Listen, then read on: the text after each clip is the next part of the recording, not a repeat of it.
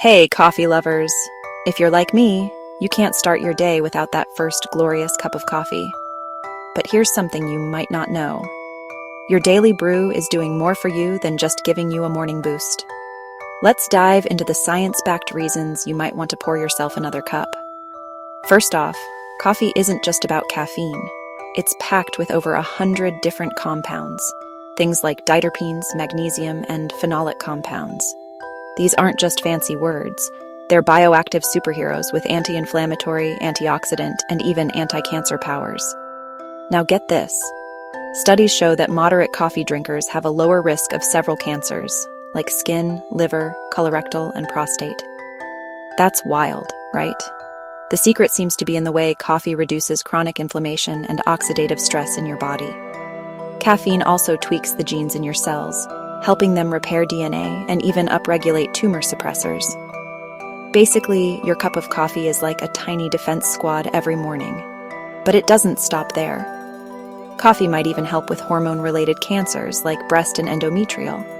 By lowering blood estrogen levels, your daily ritual could be playing a part in keeping you healthier for longer.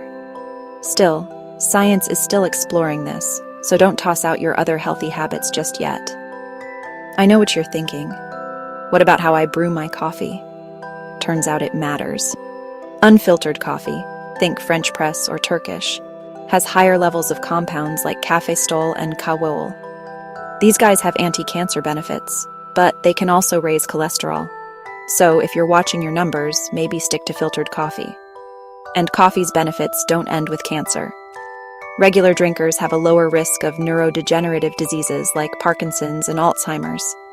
Plus, coffee's linked to living a longer, healthier life, so every cup might just be an investment in your future self.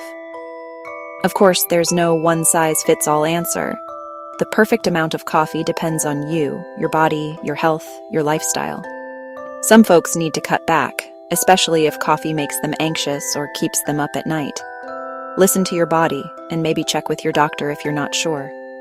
So next time someone side-eyes your second or third cup, just tell them you're in it for the health benefits.